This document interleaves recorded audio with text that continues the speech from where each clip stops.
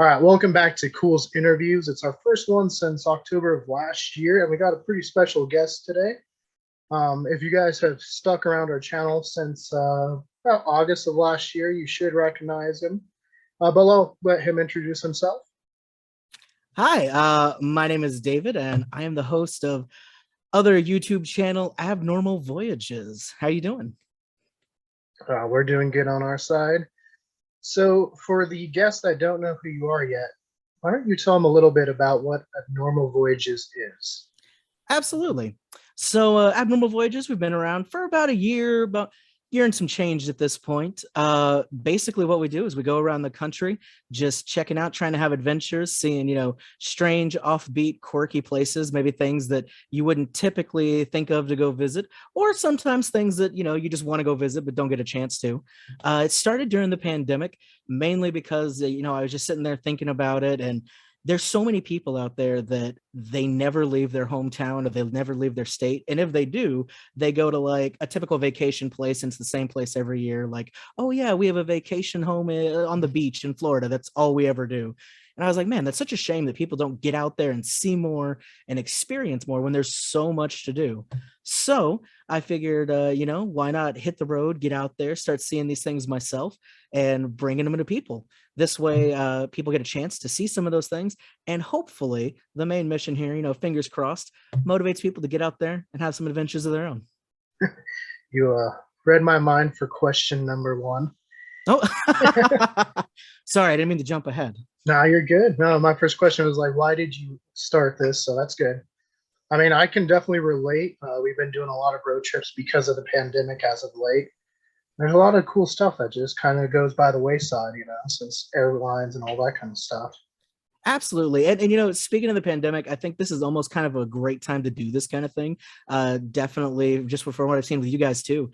It's really nice to, I guess, as long as you're doing it the safe way, which of course, I'm vaccinated, definitely wear a mask when I need to and all that stuff. But I see that a lot of people are very hesitant about getting back out in the world, which in a lot of cases, very understandable. But I think at some point, we need to remember that there's still a world out there. And as long as everybody's doing it the right way, kind of start reopening things. Yeah, I mean, the whole team over here is vaccinated, and we kind of do that, make sure everyone's safe, but also to get back out there, and do stuff. Absolutely. And there's so much you can do that even if you're worried about that isn't really around people. So many, those natural things like national parks, things like that. There's still some really cool stuff to see. Yeah, so for the guests that don't know, you're located in Texas, like based out of Texas. Correct. Yeah, as of right now, we're located in good old Texas. So kind of a nice central place of the country, not too far to get out to, any place we want to go. Yeah, and much like Colorado, like you said, tons of parks and stuff to go visit outside. Oh man, I can't wait to get out there to Colorado, see you guys, see some of that stuff. It looks gorgeous. Yeah, it's pretty gorgeous right now. We got, all the aspens are changing color. It's just like the perfect time. We were just outside because the burning bushes are turning. So that's definitely probably the biggest downside of Texas is we pretty much just have summer for like 9 months and then 3 months where it's like, oh, hey, it's kind of cold. And then back to summer.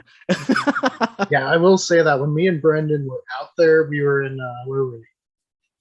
Glen Springs, I want to say where Dinosaur Valley State Park is. Yeah, I think it's around like Glen Rose and stuff like that. Yeah, Glen Rose, yeah.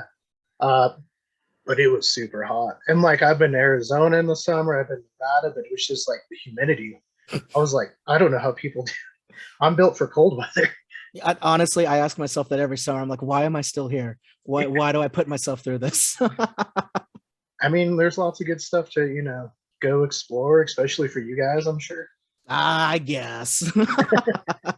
So going on to question number 2 is like, how do you find the locations? Like for us, I know like we're part of what's called like Atlas Obscura.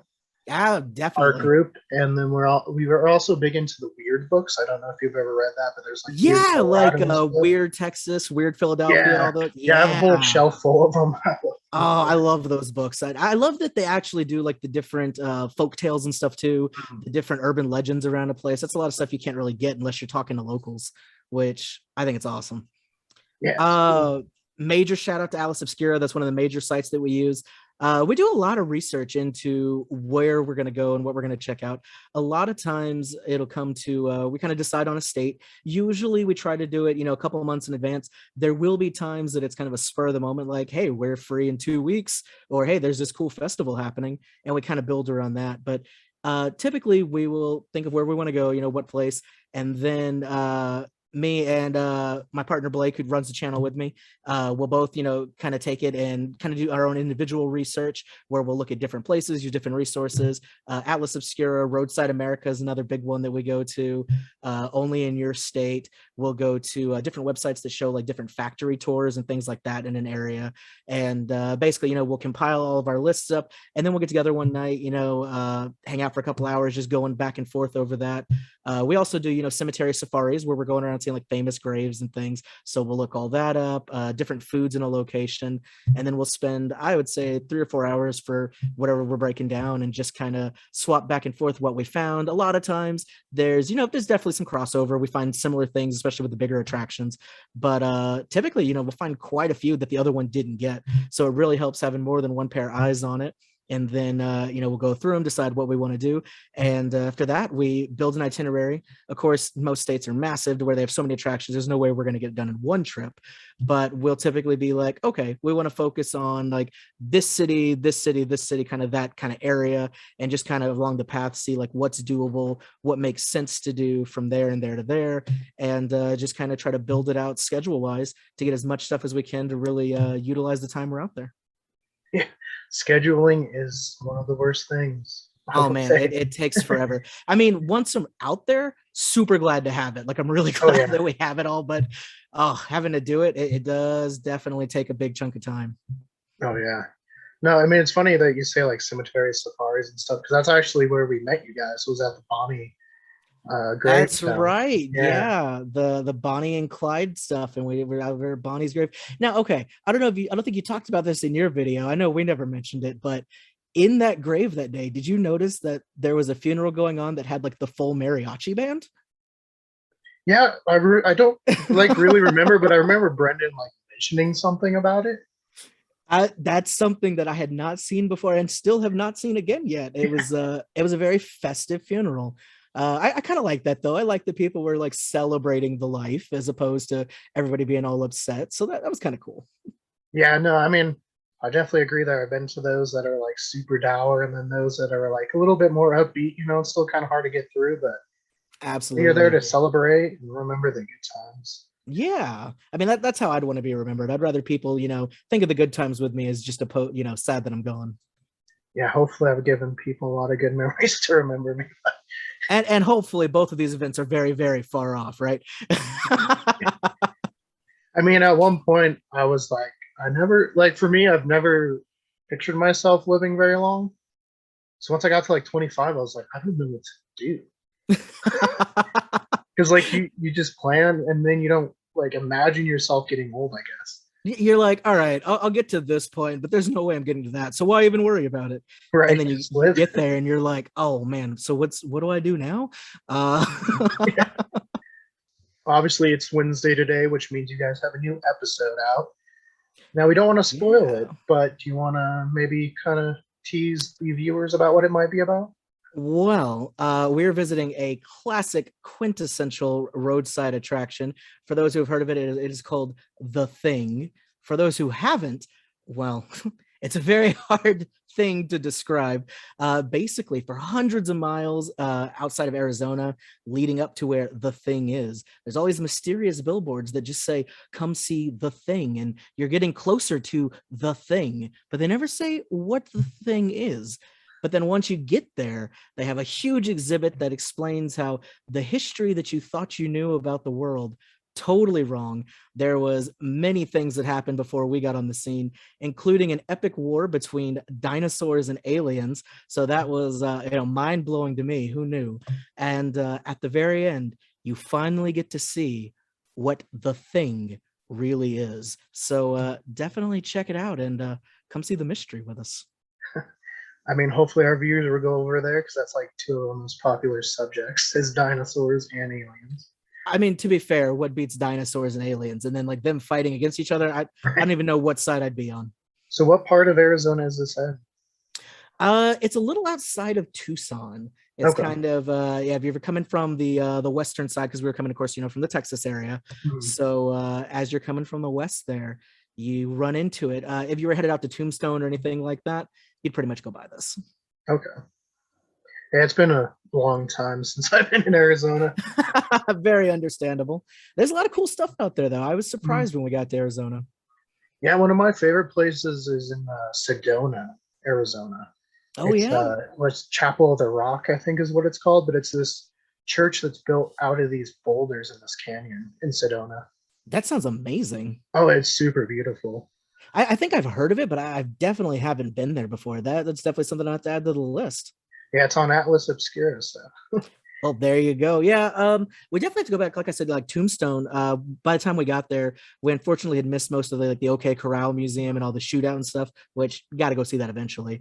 But we got to do a really cool ghost hunt at the Birdcage Theater there, which is okay. a super haunted old theater that's been around a couple hundred years. Yeah, that's we're in October now, so spooky season. Keep an eye out for that one too. Yeah. Hey, spooky season's the best season. Yeah, Oh yeah. Birdcage is super famous. It's been on, I know, Ghost Adventures a couple of times. So, Well, spoiler alert, they were much better equipped for ghost encounters than we were. hey, if you ever want to go on a ghost hunt, you let us know because we got 100%. everything. Yeah, You might yeah. have to teach me how to use some of the stuff, but yeah, we're on board with that. It's pretty simple. Like when we first started getting into ghost hunting, and we don't, I mean, we do it as much as we can. I know with the last year we haven't been able to with the pandemic. I'm sure it's hard to get into places. Yeah, I mean, we do a lot of outdoor ones, especially in Colorado. There's a lot of like outdoor ghosts. Oh wow. There's one in like Kyla Bennett. We actually got on the Travel Channel because of it, but it That's was the awesome. craziest experience I've ever had. Oh, is there a video about that out there? There's the video that they made, and I'm like, well, it got us out there. We actually are in a couple books, and that story's in one of the books. And if you read that and then watch the show, you might have questions. We'll say, I guess they got to do something to get their ratings up and be like, oh, right? like honestly, that's the biggest problem I've always had with like ghost shows. The Mhm. majority of them is they'll do like the dramatic music and oh, what was that? When if you really looked at it, there's literally nothing. Right. Yeah, see, the only ghost show I watch is Ghost Adventures. Mhm. Um, my mom will secretly record other ones that she knows I hate, just so when I go to watch something, they're on there. But yeah, like I remember when I was little, there were ones, and there's this one, I forget what the name was, but they were at the Queen Mary in Long Beach. Okay, on the big ship. Yeah. And they're walking around and they're like, do you hear that? And literally, it's just like, so it's clearly a dove or a pigeon, right? And Yeah. they look at the camera and they're like, it's a demon. Oh my god. And I was just like, this is the worst thing. No, but see, I like Ghost Adventures because they have episodes where they don't catch anything and it's more history based. See, and I like that more. Like I respect it Yeah, more for somebody to be like, "Hey, we tried our best. There wasn't anything here. It doesn't mean there's not stuff. Just while we were here, sorry." right. And I can tell you, there's been like there's this one place that we go to. We've gotten great evidence. Like we got this thing manifesting in front of my hands. It Wow. comes down like I'm like, what is your name? And it says here, let me pull it up on my phone. I'll see if you'll be able to hear it. But it says Lawrence. And what was crazy, so then because this was like 12 years ago, 2007 or 8, but my mom was getting briefcases for us to put our equipment in. She got some from the Goodwill and stuff. Sure. And she was cleaning it out because it was really nice. It was leather and everything. Well, when she cleaned it out, she found a death certificate, What? and the name was Lawrence. Oh man. And I was like, I don't know how to explain that. Here, let's see if I can play that. So maybe it wasn't the place. It's the briefcase. Yeah, well, and then to add on to that, because we went back to New York for the first time like 10 years, like a few years ago. and we went to Ground Zero, obviously.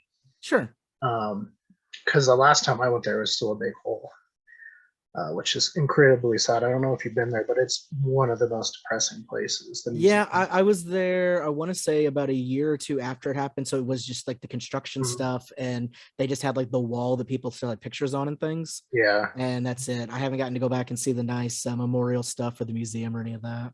Yeah, the memorials are really nice. The new tower is really nice. I wish I had like video of the old towers. I only have pictures, unfortunately. But yeah, when we went there, it was at nighttime because it was closed the first night. We walked up and I placed my hand on this, on the like the railing, I guess, but where all the names are. Yeah. On the pools, and I looked down because I was just recording, and when I looked down, it said Lawrence where my hand was. Wow. So I have no idea what that means. There's some significance with you and this Lawrence. Right? I'm gonna try it, see if it will.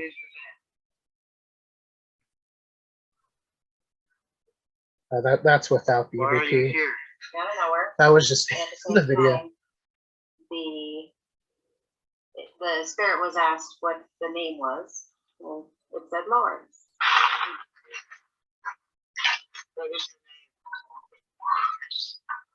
Wow. Yeah, we've had some crazy stories. So going into Halloween, and we'll get back to some of your stuff, but have you guys had any like really spooky encounters? I know you said you went to the bird cage and everything.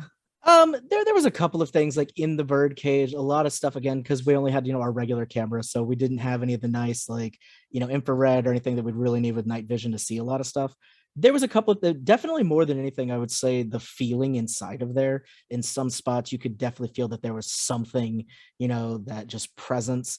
There was a little bit of movement of stuff because, of course, it used to be a brothel, like it is a theater, but it was also for guys to go up and hook up with different people and stuff. And these, like, they called them cribs that were like rooms up at the top.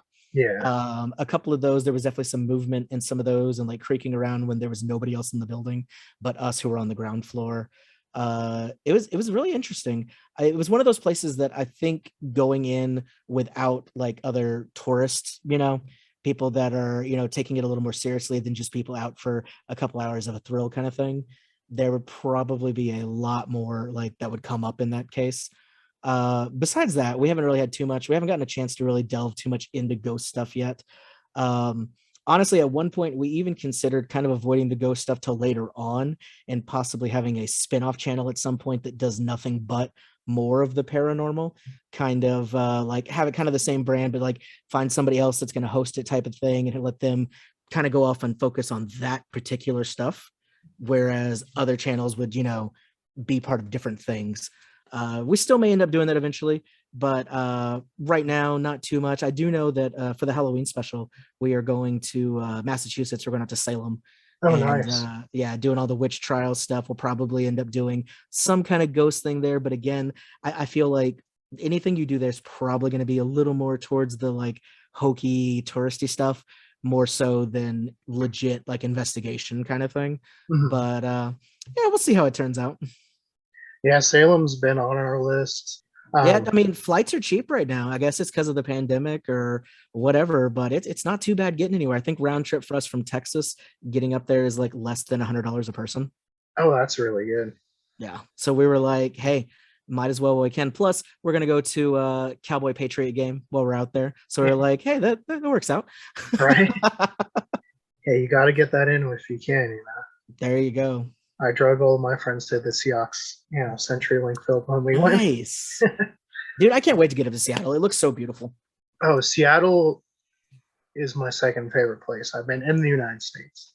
Nice. Yeah, I mean, Chicago obviously has my heart. I mean, if you see, I got a little Sears Tower in the background. I've seen your posts and stuff about the architecture and all that. Oh, yeah. It's the reason I post about architecture is that. You said you had somewhere it was just kind of like spur of the moment.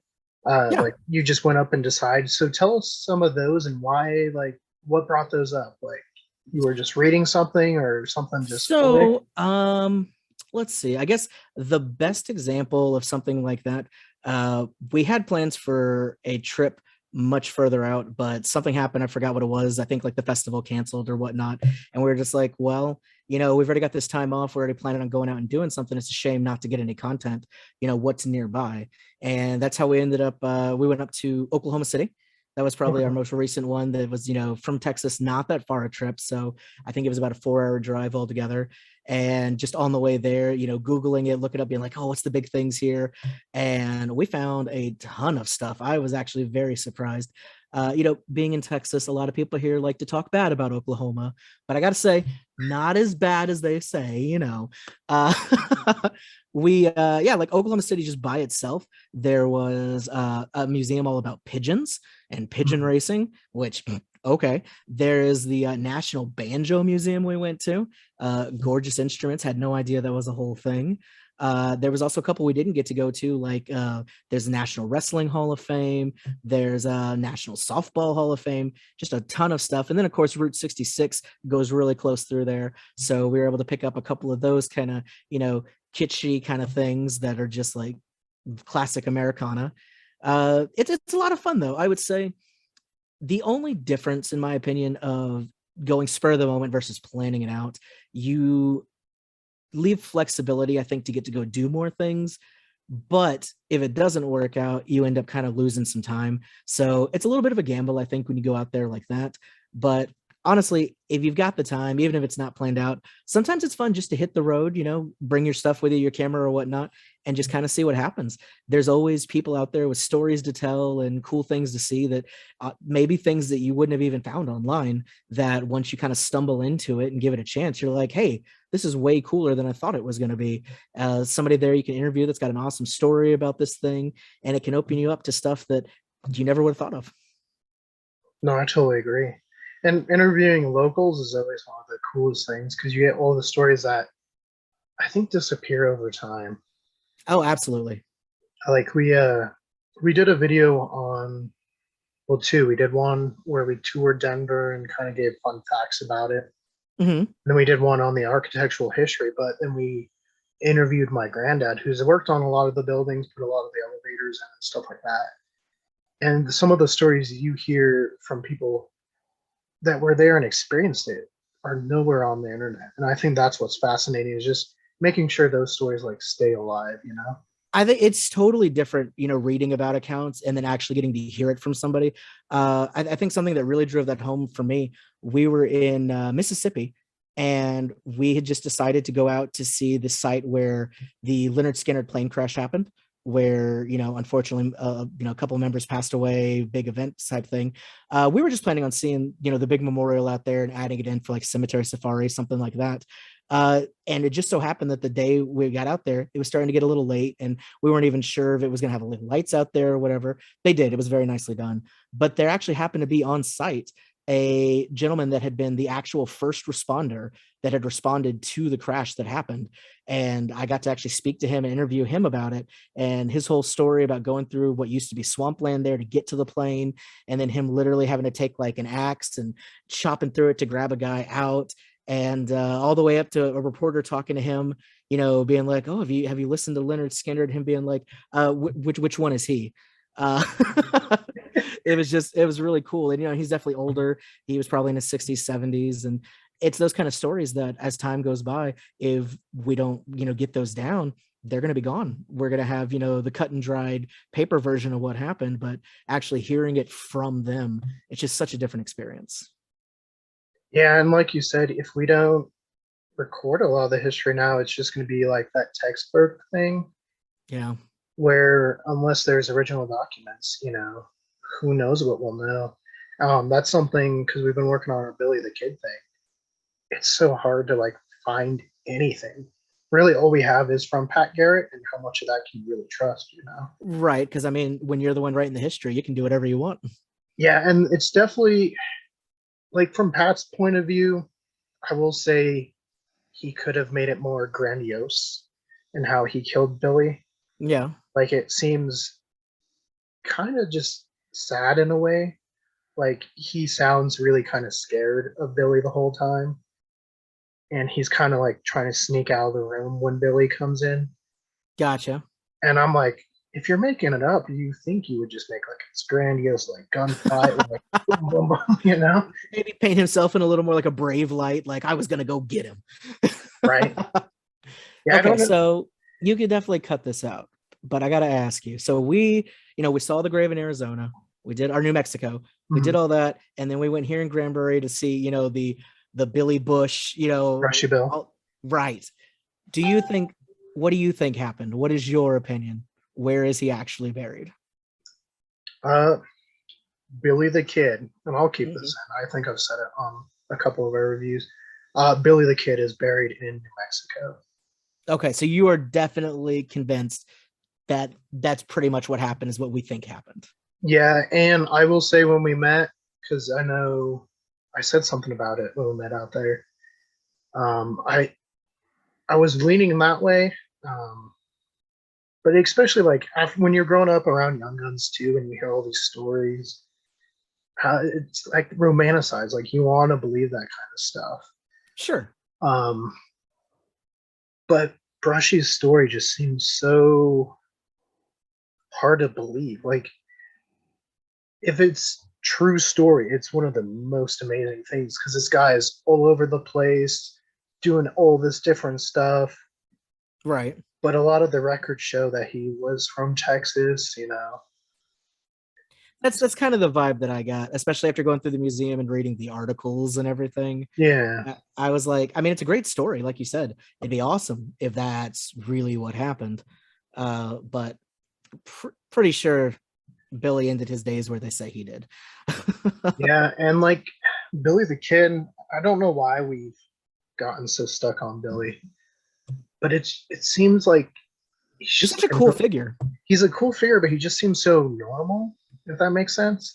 Like Yeah. someone today, he just kick back, you know, drink a beer or something with, like just a kid trying to make it. And I feel like there's a few times where if things played out a little bit differently, we probably wouldn't even know who he was.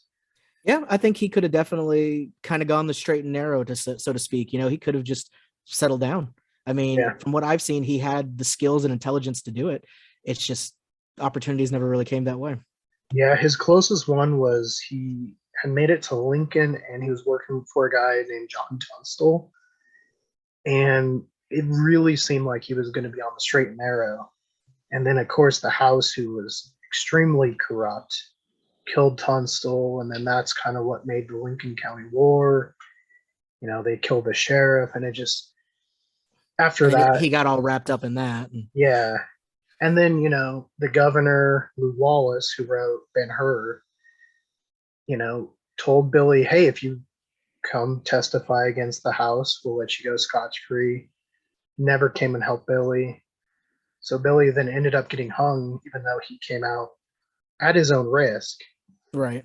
And then the governor just let him hang and dry, you know? He's like, I got what I needed. Yeah, it's sad. But like another thing, you know, they like to say that Billy, his body's missing. I know when we were in Heiko, I think's what the museum is. Yeah. Yeah, Heiko. Um, Sue was like, just make sure you put in there that the body is missing. It got washed away in the flood. So they can't do DNA testing. And I was like, yeah, you know, because we've heard that story, you know. So, I mean, that was kind of what everyone thought. Well, I read this book where they did a survey like 2 or 3 years after both the big floods, and the bodies were still there. So Billy's still there. Like, Yeah, I think I think I've read some of that stuff too, where the only thing is that maybe the graves are slightly different, like the headstones are kind of a little bit away from it, but the bodies I think would still be there. yeah, I think they said it's like 4 foot off. And then like Beaudry, no, so Folliard is not in line with Billy and Beaudry. So where you see them now, they're the three in the line. Right. If you look at the survey, there's the two and then like one kind of lower down. No, it's fascinating. I really enjoy that story. I don't know why. It's one of those. It's almost like a modern tragedy, you know? Yeah.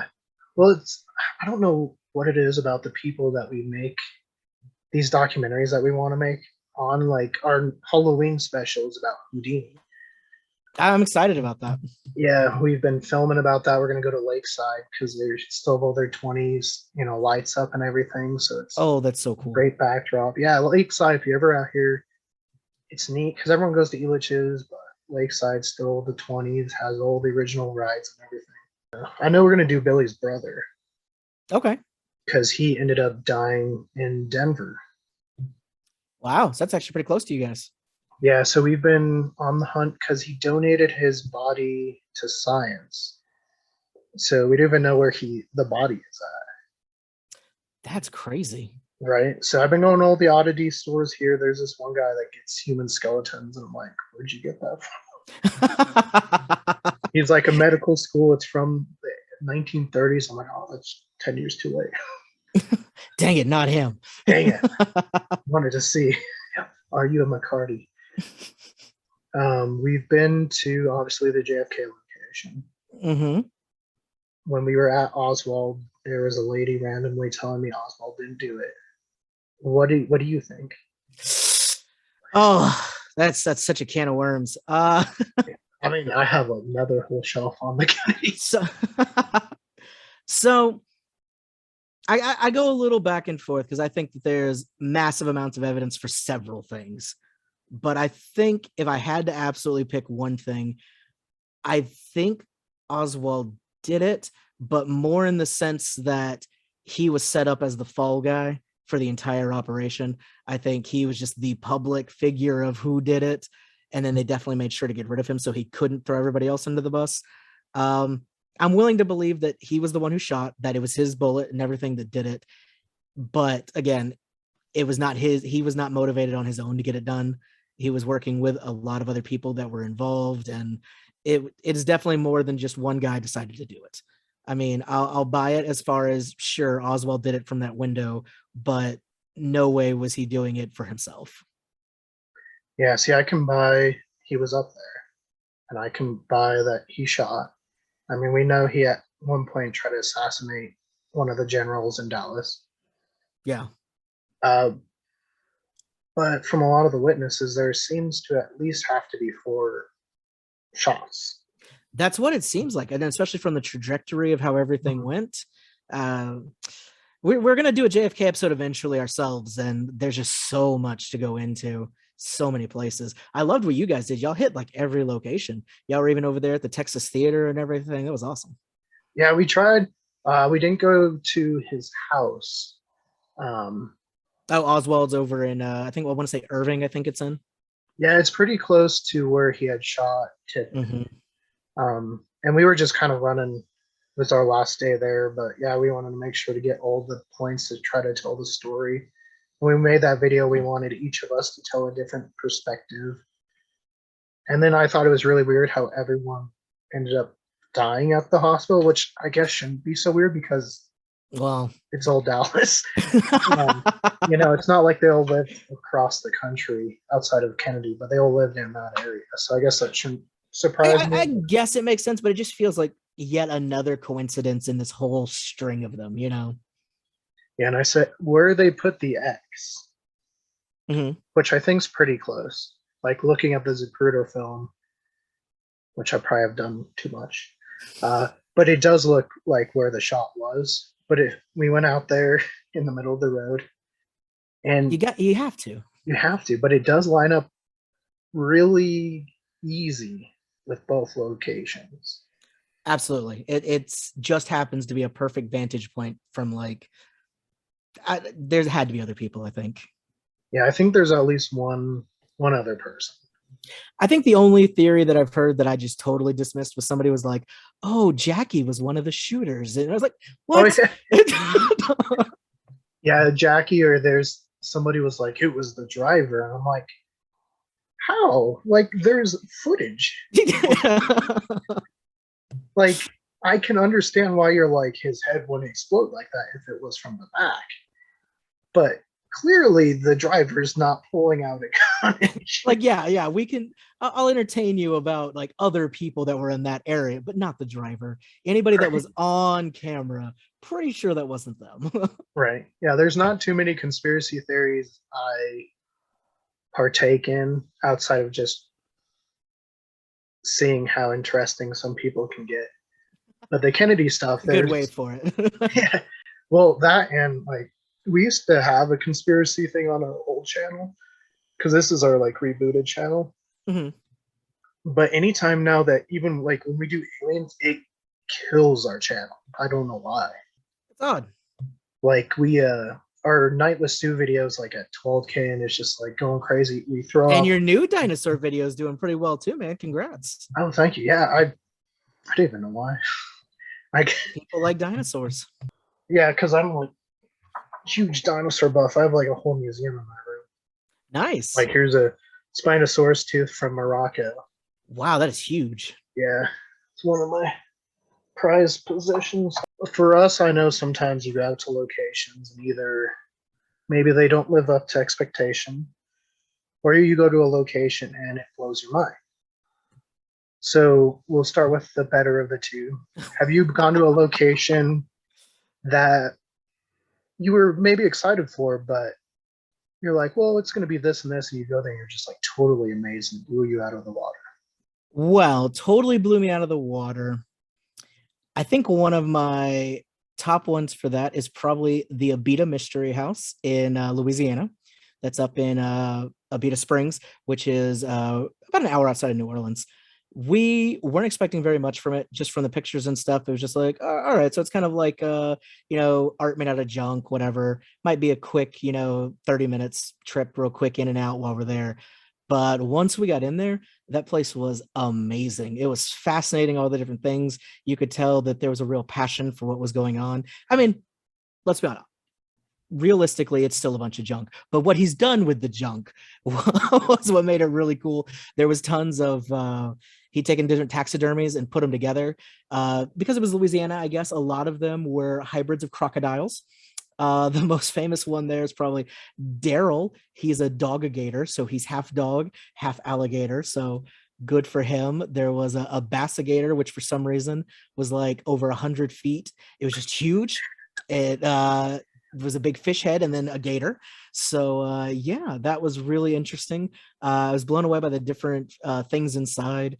There was a lot of really old school stuff put together, different models, and just everywhere you looked in there, literally something different in every little nook and cranny. If you wanted to, you could probably spend several days there just scoping out all the different stuff.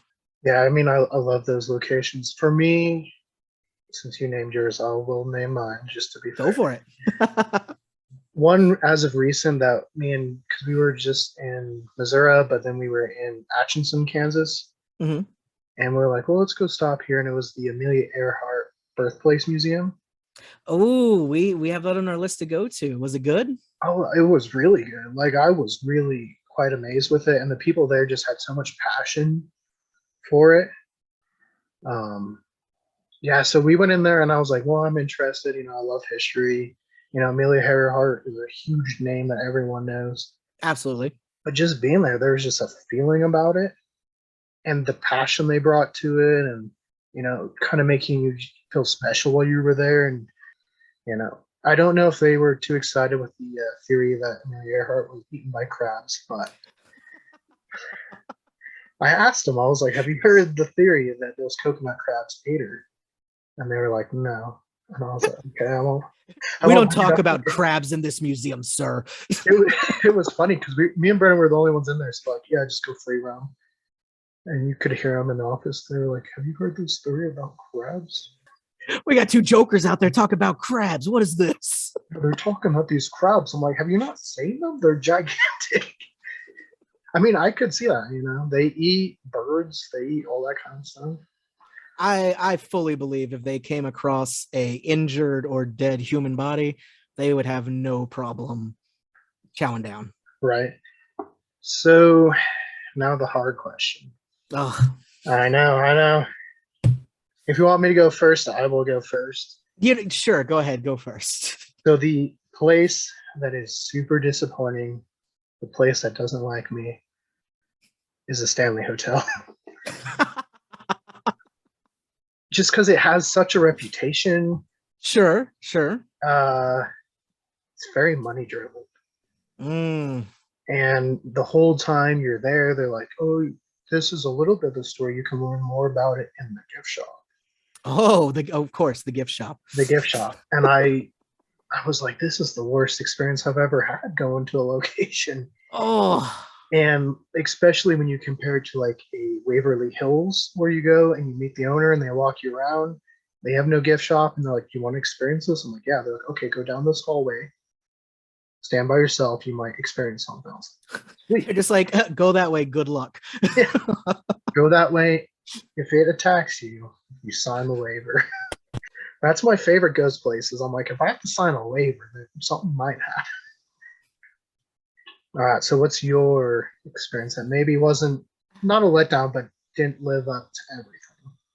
Well, this is one of our earlier ones, and it has always stuck with me as something that was just like, oh, uh, so I have to say one that was more disappointing than, because I was excited to get there, and then once we did it, we were just like, I don't think we ever have to come back here. Uh, it was the Land of Oz in Kansas. Really? Yeah. So, of course, Wizard of Oz, huge thing in Kansas. They have the official Oz Museum over in Wamego, Kansas. That was fantastic.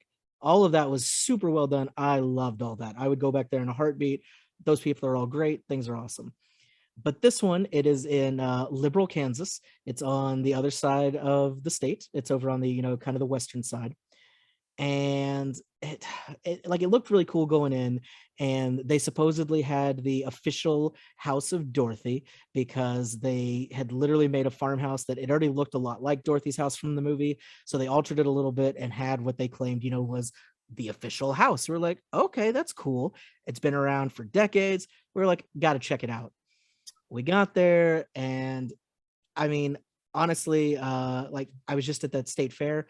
Some of the state fair like fun houses were more interesting than this. Like they have some girl, this poor girl, she's dressed up like Dorothy, but you could tell she didn't want to be there. Her tour was super monotone. She was not into it whatsoever. She took us into the house and everything's like, okay, and now we're gonna go over the rainbow, and we had to like it's like, oh okay. Okay. We had to walk out, walk over to what looked like an old gymnasium or something that just had like a rainbow like painted on a piece of wood above the door. We're like, all right. We went in and they started like, you're in a room and it's supposed to do like a sound effects like, oh no, the tornado. And then she like, I guess she forgot to say one of her lines. She's like, oh, I got to start it over. Hold on. And then just turned the tornado off. Like the storm just stopped, which cool ability. I mean, good for her. But it was super cheesy. Instead of animatronics, there's maybe like 3 animatronics, I think, in the entire thing. And then the rest of them look like mannequins that were bought from like an old 70s store that went out of business. And they're like, yeah, just cut its legs off, put some clothes on it. That's a munchkin now. All throughout it, the story was not very cohesive. They tried to do a couple of special effects that just it did not work out. I think I've seen better special effects when you walk through like Spirit Halloween or any other kind of like, even Home Depot at Halloween had better special effects, I think, than what they attempted to do here.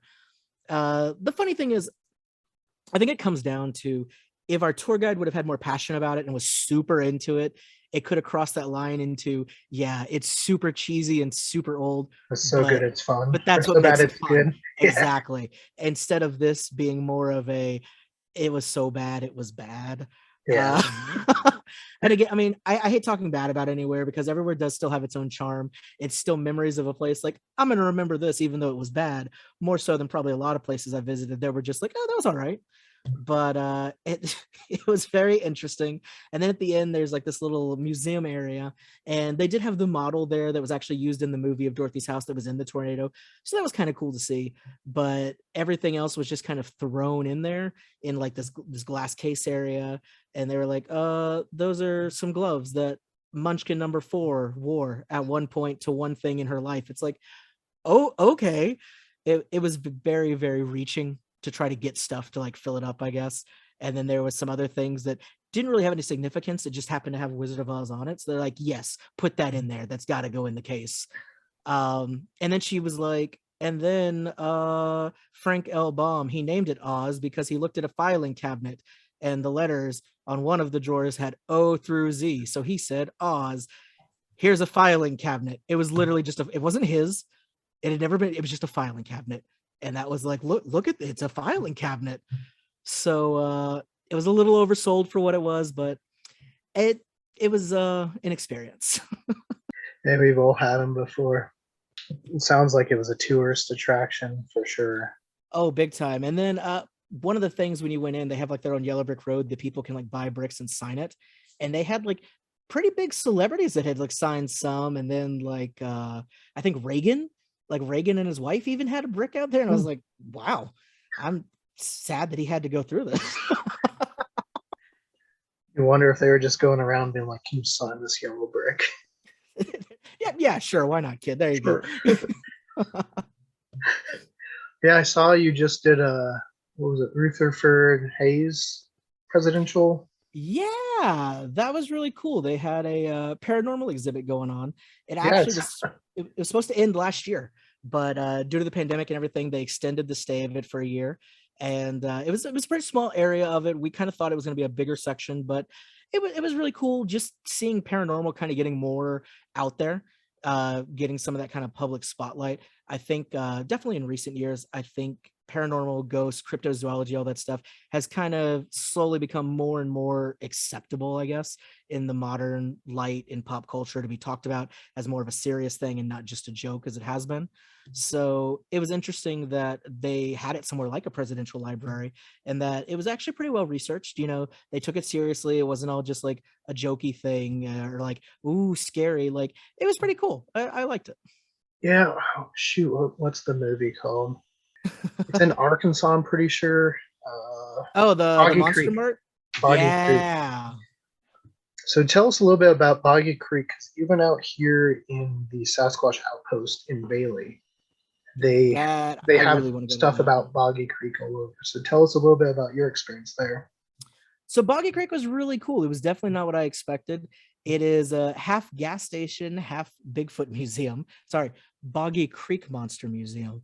That is something that I quickly learned throughout traveling. Everybody seems to have their own version of Bigfoot. They like, you know, it's Sasquatch everywhere, but everybody's got a different name for it, be it the Boggy Creek Monster, Skunk ape. skunk ape over in Florida. We got the Honey Island Swamp Monster in Louisiana. And yet they all seem to pretty much be the same creature. Uh, but it was great. You know, it was cool seeing the evidence they had in there, the cast of the footprints, things like that. I liked that they apparently have a festival that happens every year. I want to go check that out some year. We weren't even actually expecting to check this out. We happened to be in Arkansas doing, you know, kind of around Hot Springs and Little Rock. And on our way back from there, you know, going into Texas, we just saw that, you know, it was something that was not too far off the path. We're like, we got to go see that. Something that I really liked that actually wasn't on the video. There was several people that, you know, having a camera out there, which is like catnip to some people. As soon as they see you filming something, what are you doing? What are you filming? You know? So we had a lot of people that as they were coming up to the gas station or to grab stuff, they were like, oh man, you know, the actual creek's not too far up that way. My brother was out there. He saw footprints going right in the water. And then somebody else, it's like, yeah, I was here when they filmed the movie. I think that there really is a monster, like just all this kind of public opinion about it. And it was really fascinating to me that something, you know, cryptozoology like that had actually become such a central part of the identity of this small town that, you know, if I had more time to stick around there and actually like talk to a bunch of people, I feel like there would be a lot of incredible stories, just firsthand accounts of people that had seen this or had things to do with it. I'm thinking the same thing's going to be true when we're going up to Massachusetts soon. The Flatwood Monster that's out there, you know, Flatwood, Massachusetts, and all that. We definitely. Oh yeah, we've been working on an episode about that guy. You see, it's such a crazy story. It looks so bizarre, but there's actually like a lot of people that claim to have seen it. So I think it's interesting how ingrained in kind of an area things like that'll become. And I wonder if that influences there to be like more or less sightings. Like, how does it feel actually being from that town? Like, what would their opinion be growing up with that being just kind of part of your life? Super interesting stuff. Yeah, see, that's kind of the thing is like does the sighting getting out make people see it, or does it make people tell people that they saw it? Right. And Like, then do you become kind of jaded to it if it's something you grew up with? Like, would you dismiss something faster than a normal person would? Or uh, I mean, personally, I've not seen Bigfoots, but like talking ghosts and stuff like that, Mhm. I feel like I have become jaded. Like ghost movies and stuff like that. It's just harder to buy into because they're so hokey. Yeah, I can understand that. And I think especially with Ghost, from what I've seen, of course, you guys have done way more than me, but just in the research I've done in a little bit, I think you not so much jaded, but more so, I think you're more familiar with what it is that could be causing these kind of common things that other people are like, oh, that's something unusual. You're like, well, no, that's actually caused by this, this, and this. We've seen this at this place, or this is something that typically happens. And I gotta say, I think all the ghost shows out there, like you were talking about earlier, I think a lot of those get into people's heads and they kind of imagine like Mhm. that those kind of things are happening to them, and you got to kind of calm them down a bit and think about it a little logically. I think sometimes the thrill of it kind of gets in the way of people actually really looking at something objectively, because everybody wants to have a ghost experience to a certain extent, but how likely is it that actually happened to you versus your imagination kind of helped it happen? Right. Yeah, no, I mean, I've wanted to have a Bigfoot encounter, have not. I've gone in the woods late at night, never seen one, never heard one. The Sasquatch Outpost actually does like squatching. You can go with them, and they That's pretty say cool. you should at least hear something. Yeah, I don't know about Bigfoot. With ghosts and stuff like that, we definitely like for us when we go into a place, we if we find something unusual, like Chamber of Commerce here in Castle, for example, Mhm. the door would open when we would ask it to open. Wow. And me and Josh spent at least an hour and a half, hour and a half trying to debunk this door, like jumping up and down, pressing against the door frame, pressing on the wall, walking really hard around it. Right, Nothing. just seeing if there's any kind of little trick or something that was Yeah. causing it. And what made it more bizarre was when it was built, because it's an old 1800s house, Mhm. they didn't have carpet.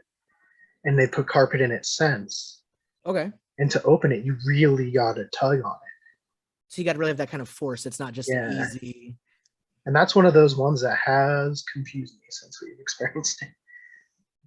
That's pretty cool. I think that would definitely stick with me. Yeah, like, and we've had the opposite where people are like, I saw this and this and this. And I'm like, I don't think so. Or more or less, I try to tell them what they could be experiencing and why. Right. Sometimes it goes better than others, you know, just gets in your head at some point and you want to believe it so bad that you don't want to hear it might not be that. Right. Once you're determined that that's what it is, they just stick to it. They don't really keep an open mind Hmm. about, oh, maybe I was mistaken. Yeah, it's some super common.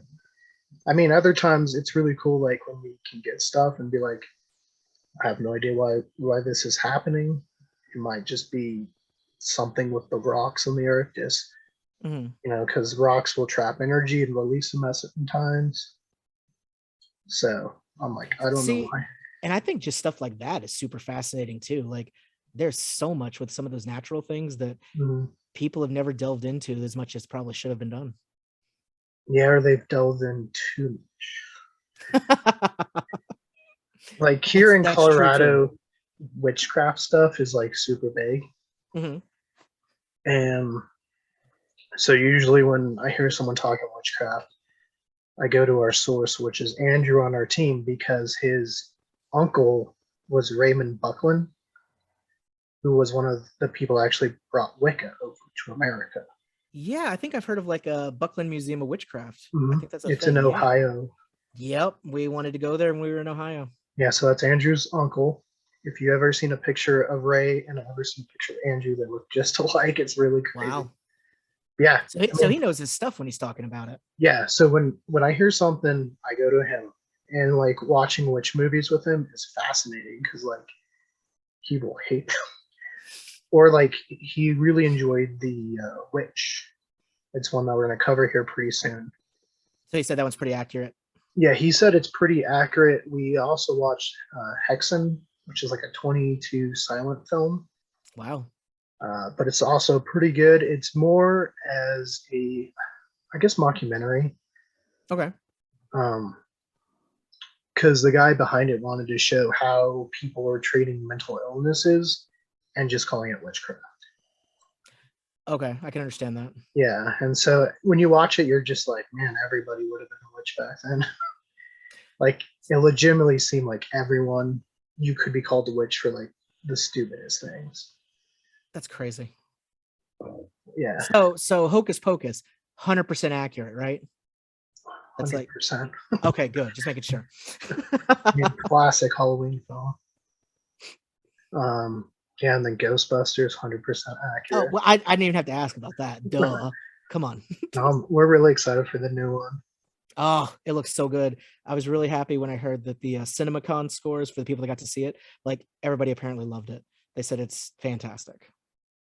Yeah, and I don't know where CinemaCon got big all of a sudden. Because all of a sudden they're like watching the new Batman movie out of nowhere, and I'm just like, where did you guys come out of nowhere? Yeah, that they just suddenly get like all these awesome things. But I was You like, just get first look like I 3 want months to ahead, go cover this next year because I want to see these movies. right? I know. I was like, I will promote your Ghostbusters movie. Just like tell me where and when.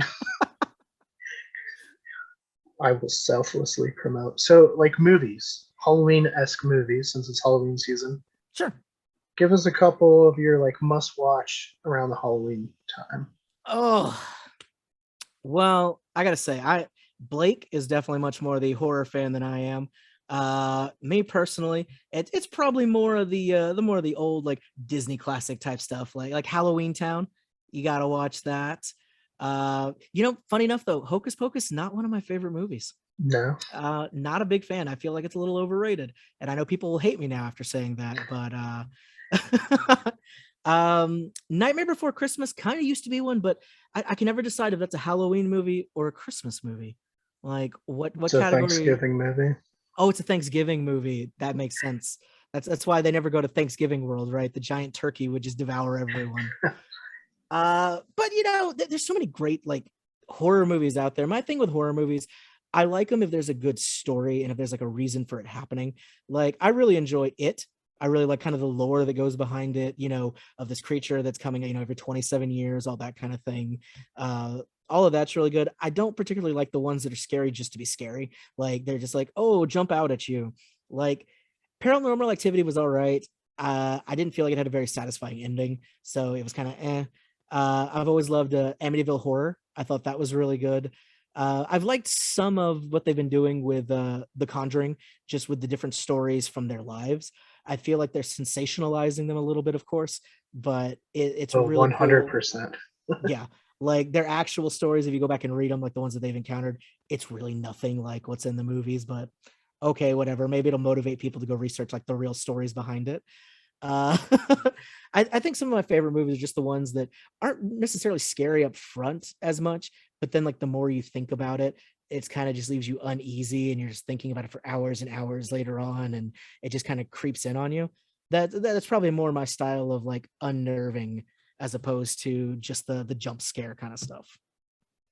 Yeah, I would agree. I mean, jump scares like become so big as of late. Oh Like you yeah. see in like La Llorona or The Nun. I don't think I was a fan of either of this. But yeah, I mean, I think we lose a lot of the story. We watched one called Willow Creek, and it's about people retracing the Patterson Gimlin Bigfoot footage. Oh wow.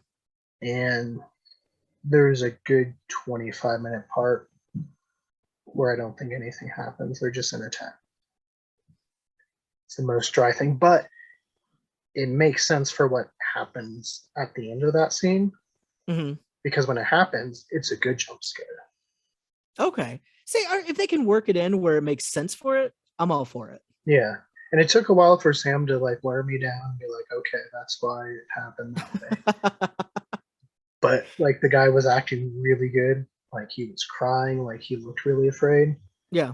And I was like, man, this guy deserves an Oscar. Turns out there was an actual mountain lion outside. Oh, damn. So it was real scared. He was like, I'm going to die filming this. I think the most recent horror movie that I watched was Willy's Wonderland. And that was not scary. It was just hilarious. Just Nicolas Cage beating up demonic animatronics for like 2 hours. And his character literally doesn't say a word the entire movie. I don't know if you've seen it yet. Mm-mm. He's the main character. He's in it. At least 80% of the movie never speaks. That's They don't great. give a reason for it. He just doesn't talk. And it's like, oh, okay. Okay. Gotta love Nick Cage. Like some of his roles, like Wicker. Oh, what is that? Wicker Man? Yeah, Wicker Man. The bees, man. The bees. It's fantastic. Absolutely. If you were to tell one place that someone going to Texas must check out, what is it? Oh, that's tough. If you had to look at everything in Texas, I think I would have to go with, and we haven't actually filmed here yet, but if I could only pick one place that just, I think generally, because I mean, of course, if you're going to go for history, you can't be JFK. If you want to do art stuff, Orange Show Houston, stuff like that, all of that's really big. There's, of course, all the sports stuff with the Cowboys, Mavericks, Rangers, all that. But if I had to pick one place, I would probably say Big Bend National Park down in the South, right there around the river and stuff.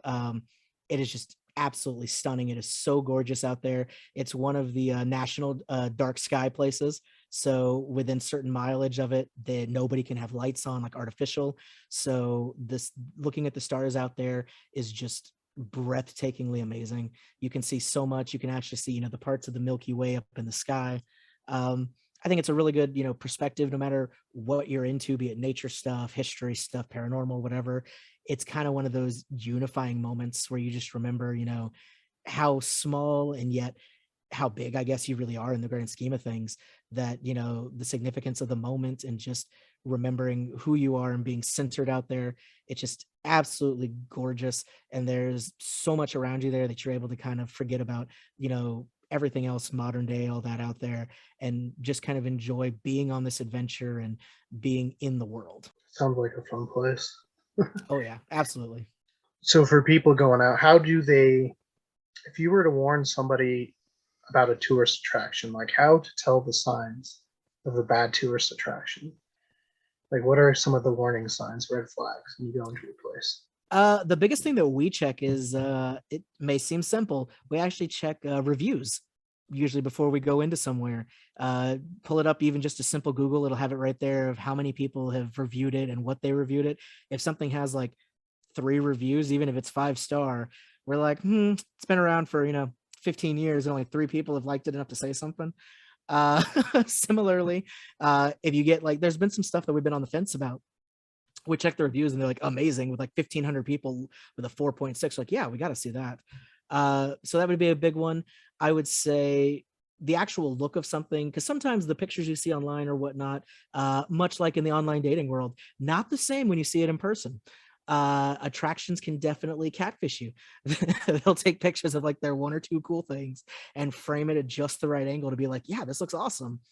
And then you get there, the building's totally different. There's, nothing. Depending how far out you're going to travel this, you'll most likely, be staying in a hotel or something. If there's no little flyer kind of thing in their like advertisement section at a hotel for it, sometimes that can be a red flag that it's not big enough for anybody to really know about. If you don't see signs on any of the highways pointing toward it, if there's no indication that it even exists, that can definitely be a sign that this is kind of not worth being at. Or another big one, you can usually judge it by what's around it. If there's a lot of like gas station / gift shop type stuff around it, it's usually really bad. It's usually pretty on the cheap side, because any awesome attraction is gonna have its own stuff there, and they're gonna take a little more pride in what they do. So I feel like the area they're in is usually going to relate to that. It's going to show a decent kind of surrounding. Yeah, I would just say, just be smart about it. Check it out. Don't be afraid to not go into something if it looks like a waste of time. If you can tell by looking at it that this isn't where I want to be, don't be like, well, we came all this way. Don't do that. go find something else. There's always going to be something else just as cool around the corner. You might have to look a little bit for it, but time is one of the most precious things we have. So don't get sucked into 3 hours of the Land of Oz or something like that. Yeah, right. I mean, we just got to enjoy what we can while we can. Life is short. I think I finally got everyone in the group to kind of be like, no, let's go enjoy life. And I think they've really taken a lot away from that. Like, we just went out to Kansas kind of randomly. We're going up to the University of Wyoming football game, just kind of out of the blue, just to do it. Nice. Right? I mean, it's just like random things. Sometimes the best things are random. Yeah, I feel like if you have an opportunity to do something, you're going to regret not doing it more than you're going to regret doing it in most cases. Yes. Like, either way, it's going to be a story. It's going to be an experience you have. Even if it's not the coolest thing that you thought it was going to be, it's still something that you can be like, I still had a great time. Right. I mean, in some places, like, they might not look really good. There's this one place in New York where we actually ate. It's in a loading dock. Oh, wow. But it's fantastic. But like you said, if you go and look on the reviews and stuff, or it's on YouTube a lot, I mean, everyone says it's really good. Mm-hmm. So, I mean, I think, yeah, like you said, always look at reviews. Usually people are pretty honest. I mean, you can tell when people have been told what to say, at least. That's very true. You can tell what it's a kind of a manufactured one. Right. Yes, this was promoted by Raid Shadow Legends. I think that's like the most common one I see on YouTube now. Hey, Raid Shadow Legends, if you want to throw us a sponsorship, I'm sure either one of us will be more than happy to help you. I will go play some phone games online. My phone's ready. Let's do it. Let's go. I'll have to get a new phone. Mine's full. At least take things off. I would say, though, to your point about restaurants, that is the one thing that I would say throw away what I said about what it looks like, because some of the best places I've been to look terrible. Mm-hmm. They look like, oh man, if I walk in there, I'm going to lose my kidney. But then the food, fantastic. Yeah, and sometimes it's not worth the wait. Going back to New York, we went to the first brick oven pizza place. Oh, that's kind of cool. It's kind of cool, but it was not worth $85 for 2 pizzas. Oh. And I bet it was just a pizza at the end. It was like, it was all right. It was all right. And then, like, because our hotel, and that was like one of the first times I went to New York. But then the last time, our hotel was on Ground Zero. It was the Marriott right there. Oh, wow.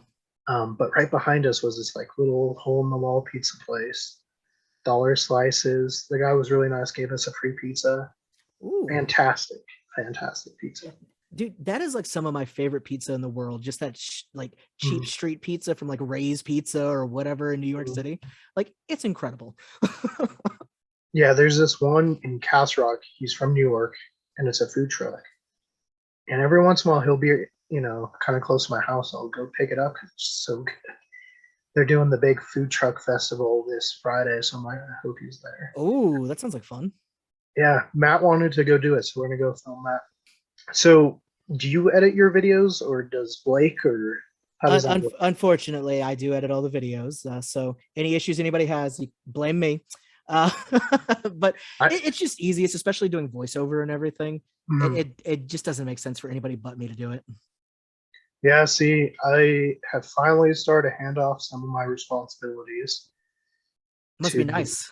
It's amazing. Because originally when we did our old channel, I wasn't the editor.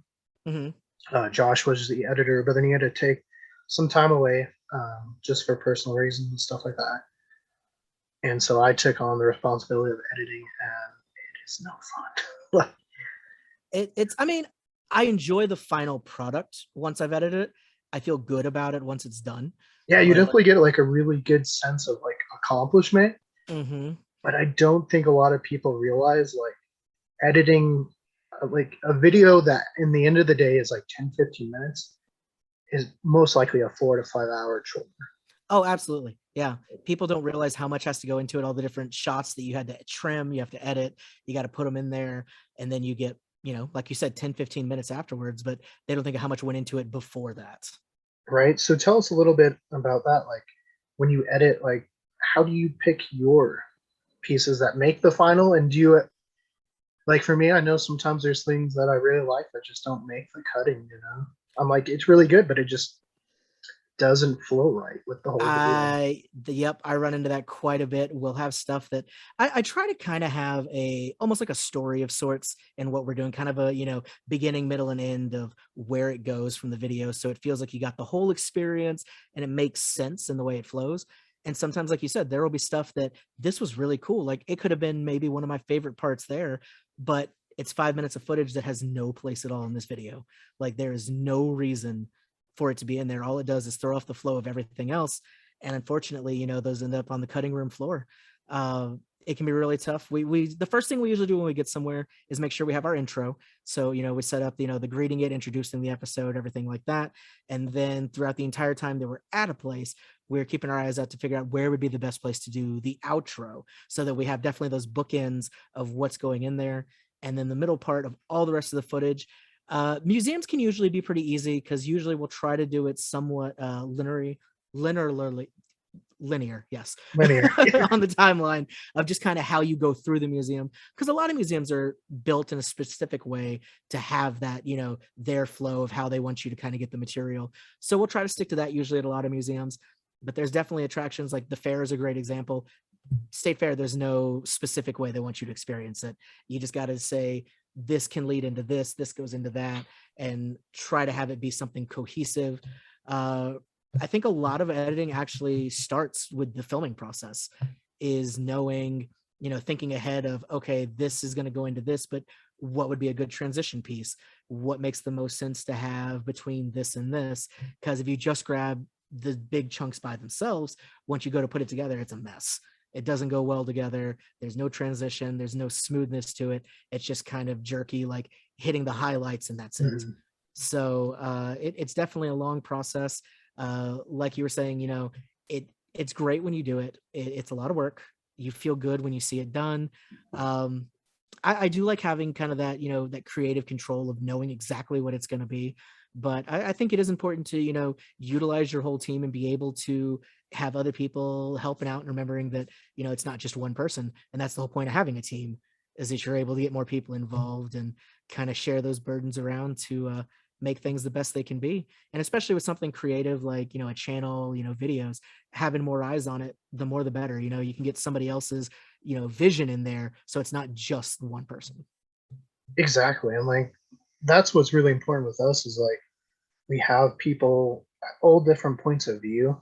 And I think that's really what makes it unique each time. Mm-hmm. Because if it was all my point of view, it would probably feel pretty stale at this point. People would not like it. But I mean, we have people that are like hardcore believers in aliens, people that believe in none of the paranormal, people that just want history, people that love cinema. So like when you mix all that together, I do think it's really, really something good. And like you said, B-roll is super important. Oh yeah. People might make fun of you when you're just laying on the ground filming a dinosaur skeleton, but you got to do it. But then the shot looks great when it's done, Oh, it does. Like you said, some of the places you can't set up like what is it? Itinerary, right? Yeah. Yeah. You can't set one up like the American Museum in New York. Just go into it. You will get lost. There's lots of people. It doesn't really make sense, its layout, but it's great, Lots of cool stuff. Absolutely. Sometimes you just gotta start tackling it, one step at a time and get as much as you can. Right. So if money and time were not an option or not like an impediment, sure, where would you go? Like, what's your dream place to share with people on your channel? I think definitely somewhere. I think I'd go out of country. There's so many great things out there, but I'd have to say one of my number one, and this is something I've just always wanted to visit myself, super geeky, but I would love so much to do a whole episode traveling through New Zealand, visiting all the different Lord of the Rings sets, the things that they still have up, like all the Hobbiton and all that you can actually go into the houses where they did all that. I think that would be absolutely incredible. I would love that. If not that, I would probably lean towards something in the UK, possibly. Maybe the big Titanic museum where the Titanic actually left in Ireland, yeah. or some of the like the Tower of London, stuff like that. I think Jack the Ripper. I saw actually a YouTube, or not YouTube, a Facebook Live just the other day of a museum that he runs a paranormal museum up on the East Coast, and somebody had just sent him grave samples of all the victims of Jack the Ripper, the sod from it. I don't know what he's gonna do with it, but I was like, that's kind of cool, I guess. Uh, but there's just so much more history there than what we have here in the States, just from how long they've been there. So I think really getting into some of that old folklore and that old like mysterious places and things, that it'd be a dream come true. Yeah, no, I mean, Europe has some fascinating places. Obviously, the group is a huge fan of the Titanic. There you go. I mean, this is a piece of coal they apparently brought up from it. Wow. So I got that. That is super cool. Yeah. So that would be fun. Something else. I mean, hey, maybe that could be a big crossover in New Zealand. Hey, absolutely. Could also go look for some Tasmanian devils or tigers. Tigers. They already have. I mean, we know the devils are there, but I'm pretty sure thylacines are still around. But something for me that I've always wanted to do is go to Ireland, right? Mm-hmm. Go kayaking with basking sharks. And it sounds super crazy and super stupid to some people. But it just seems so peaceful, just being on the water and just like these giant sharks slowly eating plankton around you. Like, it seems so cool. Like, all right, I'm sure somebody watching this could prove me wrong and post something, so don't. But I don't think I've ever seen a picture of Ireland that wasn't beautiful. Like, everything there just looks incredible. It looks like no matter where you were there, it's like, oh, this still looks absolutely gorgeous. Yeah, I mean, the coast and the coastlines just look so amazing, and so much history over there. I'd like to go to Greece at some point too. Oh yes. My dad's side is from Greece. They didn't come to America till 1918. Wow, so not too long ago. No, not super long ago. They went to Chicago. My mom's side's been here a little bit longer, but yeah, so I still have family over there, and I think that would always be fascinating to just go see some of the old sites there, because Greece, I feel, is so important to what we have now. I know a lot of things like the Romans may have taken and maybe tweaked a bit, but a lot of it did start in Greece, and I'm always really fascinated to get why. Like back in Greece, they already knew the circumference of Earth, give or take 1,000 miles or something like that. Which is still incredible for the time period. Right. So yeah. So what are some locations that people might be able to see on your channel coming up here in the near future? Well, in the near future, we definitely have more from our trip to Ohio. We got a bunch of that great stuff coming out. I think you guys are really gonna appreciate that. We got some fun stuff like we had the merry-go-round museum that was up in Sandusky. That's gonna be a fun episode. Besides that, we've got some more stuff coming up from Louisiana soon.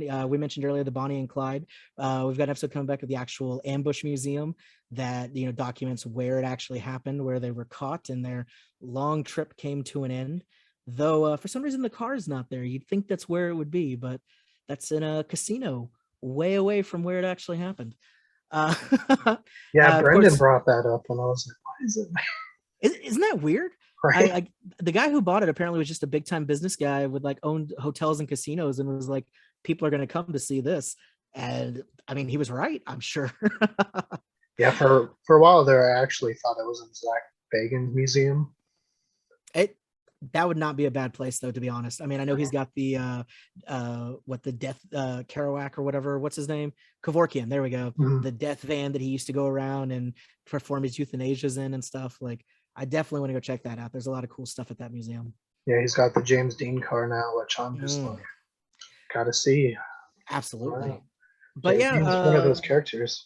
Going into October, we got a lot of spooky episodes coming up as we're getting close to our Halloween special. So we've got stuff coming from Arizona, we've got stuff coming from Oklahoma with that. We got a really cool cemetery safari coming up of, with some scarier kind of urban legend type graves. It's going to be exciting. Neat. Yeah. And so for people that want to go find your channel or your Instagram and stuff like that, where can they find you at? Nice and easy is just Abnormal Voyages on everything. So youtube.com/Abnormal Voyages, same as our Instagram, just Abnormal Voyages. Click that in, Google us, put us into whatever, and there we are waiting for you. And you can always check out our regular website, just www.abnormalvoyages.com. And you guys got some great stickers. Yeah, absolutely. Yes, we're working on that. We're actually opening up our Patreon is coming pretty soon. We're just making sure that it's really worth it before we get it out there, because if people are going to be spending any money, we want you to get your money's worth. And what we were talking about earlier, some of that footage, that's some really great stuff that just doesn't fit into an episode, that's going to be your place to see some of those. We're putting up some special little clips where they're called detours, because they're kind of off the main road, off the main episodes. They're going to be some short, like little, half episodes or so that show you some special places that you don't get to see on the main channel. Sounds exciting. Yeah, it's going to be really cool. Well, David, we just want to say thank you for joining us today. Yeah, thanks for having me. I'd love to do it again sometime. Yeah, no, this was great. I don't even know what time it is. But let's see. We definitely need a part 2, and I think we should do some crossovers sometime in the future. Definitely, maybe next year. Oh yes, 100%. After we get back from Massachusetts in a couple of weeks, because we're going out there like mid-October, we're going to start trying to plan out like next year, just kind of roughly location wise. Mm-hmm. I'd love to let you guys know, anywhere we're going, see if y'all are interested in coming out there. And hopefully we'll even be able to squeeze Colorado in there. So we'll be right there on your home turf. Yeah, some great places. And yeah, just let us know. I know we got some of our bullet points we want to hit, but I'm sure we can find somewhere where we're both interested in. Right? Yeah, no, I feel like, there should be some good crossover, like people from my channel. I think if they go to your channel, they will enjoy it. So, and I feel the same way. People on ours would love to see some of your stuff, especially the in-depth dives you guys do on some of that stuff. It's incredible. So much research goes into it. I try. There's some videos I dislike, but no, like your videos, I really enjoy. I watch them every time. I know there was one point where I didn't see one come out. I was like, are they okay? Like, yeah, just with it only being 2 of us, it does definitely wear sometimes, especially if I'm doing all the editing. If I get sick, everything just gets thrown off. It's crazy.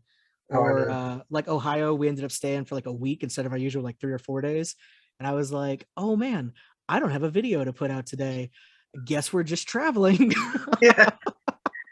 Oh, I know. I've had times where I'm up to like 5 in the morning and it's supposed to come out at 8. And I'm like, well, hopefully it's good. And then it gets like no views. And I'm just like, why? Like, why did I do it? Why? But then other times it's like you shoot a 5-second video and people are like, I love this. This is the greatest thing in the world. That is crazy when that happens. When you're like, I don't like I just threw this together. I don't even care about this. I'm just getting something out. And then people are like, oh, this was so good. I love this. You're like, really? Not the one that I loved that took me like 2 weeks to edit? And okay, sure. Yeah, I spent a whole year researching. You guys didn't do anything. Yeah, no, we had one like that where we were, I think it was 5 minutes. We saw a video on YouTube. We thought it was fake. We threw our friend in a costume.